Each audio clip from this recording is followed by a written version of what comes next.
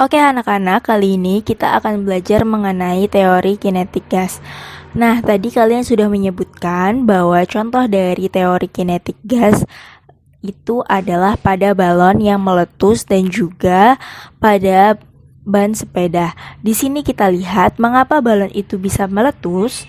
Balon bisa meletus dikarenakan adanya peningkatan suhu dan tekanan gas pada balon. Jika kita meletakkan balon di bawah pancaran sinar matahari, maka balon akan meletus akibat kenaikan suhunya. Hal yang sama juga terjadi saat balon dipompa terus-menerus sehingga tekanan gas dalam balon meningkat.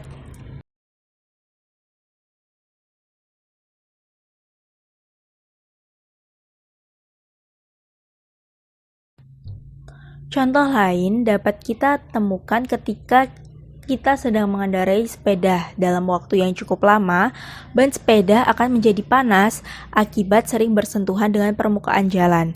Peningkatan suhu pada ban mengakibatkan tekanan dalam ban meningkat, sehingga berpotensi meletus.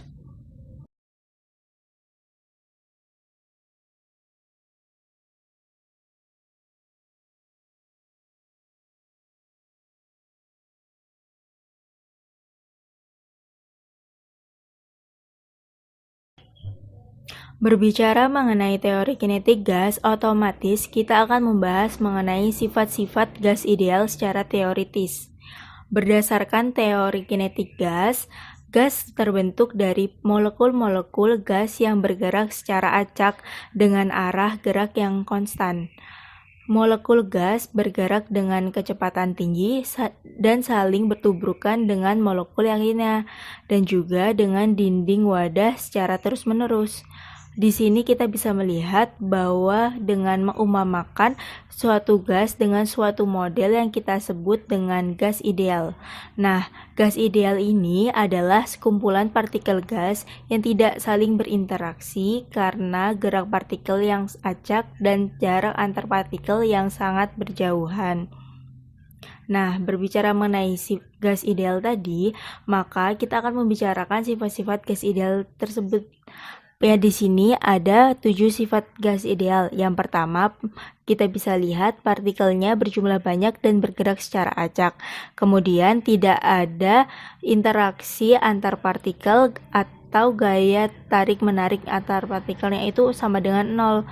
Kemudian ukuran partikel gas diabaikan terhadap ukuran wadah.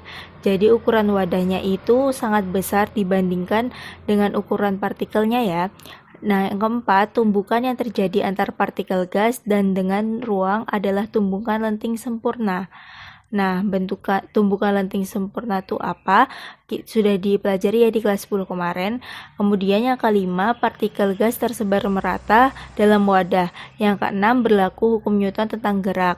Ingat hukum Newton tentang gerak ada berapa? Yaitu ada 3 ya. Nah, selanjutnya energi kinetik rata-rata molekul gas ideal sebanding dengan suhu mutlaknya. Semakin besar suhu mutlaknya, maka energi kinetiknya juga semakin besar. Suhu mutlak ini adalah suhu dalam satuan Kelvin. Teori kinetik gas ini merupakan teori pertama yang menjelaskan tekanan gas berdasarkan tumbukan antar molekul. Jadi, pada teori ini juga menjelaskan bagaimana ukuran molekul di dalam gas dapat mempengaruhi kecepatan gerak molekul tersebut. Selanjutnya, kita akan membahas tentang energi termal. Energi termal adalah energi internal yang terdapat dalam suatu sistem akibat suhunya. Temperatur merupakan besaran yang didapat dari rata-rata energi kinetik suatu gas. Besarnya energi kinetik suatu gas ini akan berlaku dengan persamaan EK sama dengan setengah mv kuadrat, di mana M adalah massa dan V adalah kecepatannya. Kuadrat kecepatannya ya. Kemudian, temperatur suatu sistem adalah rata-rata besar energi kinetik setiap molekulnya. Di sini, dan energi termal adalah total energi kinetik dari semua molekul di sistem tersebut. Kesimpulan berikutnya tentang energi termal yaitu semakin besar kecepatan molekulnya, maka semakin besar energi kinetiknya. Begitu pula dengan temperatur dan energi termalnya. Pada teori kinetik gas ini juga terdapat hukum standar ABC, di mana hukum standar ABC yaitu terdapat 4 hukum. Yang pertama yaitu hukum Avogadro. Hukum Avogadro menyatakan bahwa volume suatu gas sebanding dengan jumlah molekul atom gas tersebut, di mana hukum Avogadro ini memiliki persamaan V per N sama dengan K. Kemudian yang selanjutnya yaitu ada hukum Boyle. Hukum Boyle menyatakan bahwa tekanan volume suatu gas jika salah satu besaran dinaikkan maka besaran yang lainnya akan menurun selama temperatur dan jumlah mol dijaga konstan. Persamaan hukum Boyle yaitu P kali V sama dengan K. Yang selanjutnya yaitu ada hukum Charles. Hukum Charles menyatakan bahwa pada tekanan tetap volume gas berbanding lurus dengan temperaturnya. Hukum Charles ini memiliki persamaan V per T sama dengan K. Yang selanjutnya yaitu hukum Gay-Lussac.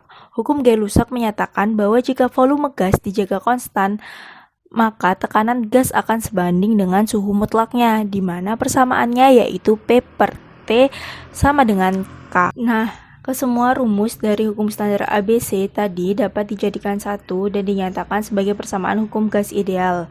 Misalnya nih, Boyle dan Gay-Lussac digabung jadinya P kali V dibagi T sama dengan konstan.